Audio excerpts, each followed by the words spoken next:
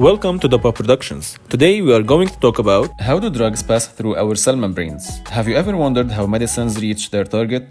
For example, how paracetamol goes from the guts and the digestive system to the brain passing through a lot of membranes and which are considered intact and impermeable to a lot of substances.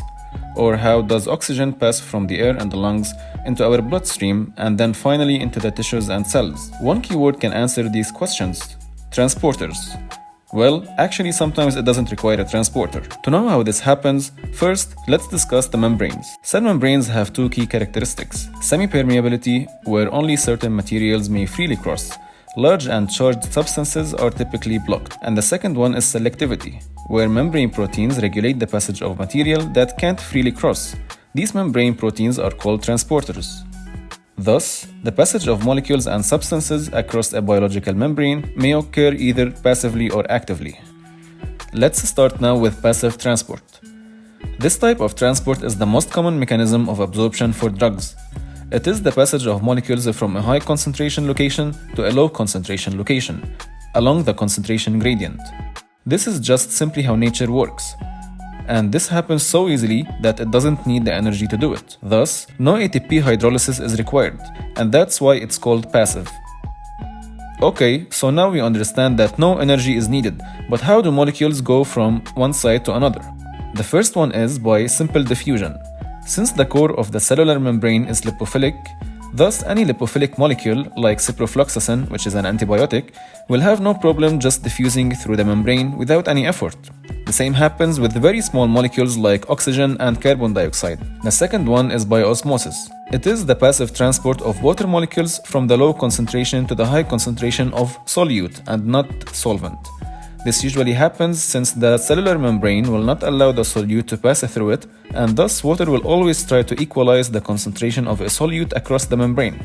Not to mention that water can pass easily through the membrane. The third one is by facilitated diffusion, which is also a kind of passive transport.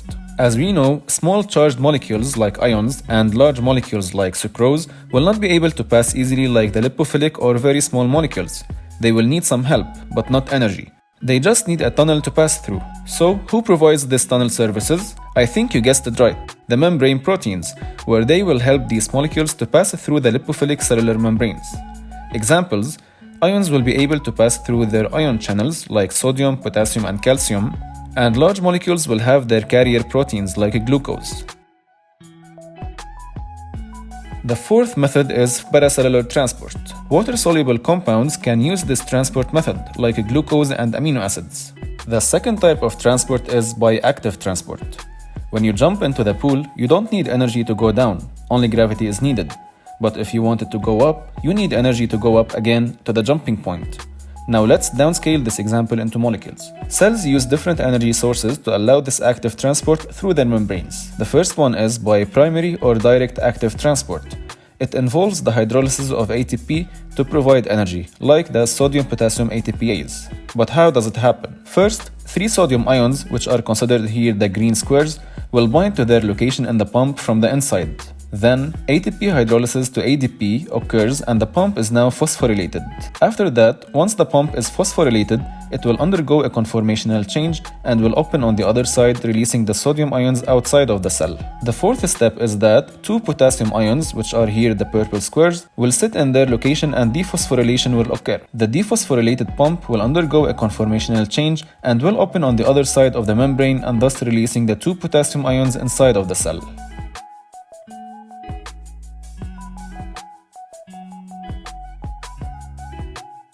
The second type of active transport is the secondary or indirect active transport.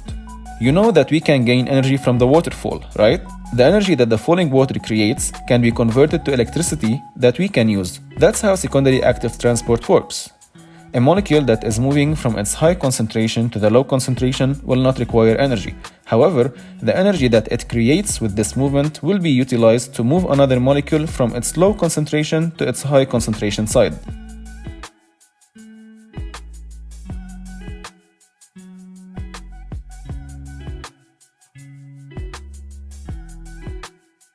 The third type of active transport is endocytosis. When the molecules are very large and they are lipid insoluble, such that they will not be able to pass through the membrane or any channel that facilitates the passage, they will bind to a specific receptor on the cell membrane. This binding will trigger the formation of a pocket in the cell membrane and eventually pinching down and the formation of an intracellular vesicle that contains the molecule. The last method of active transport is pinocytosis. It literally means cell drinking.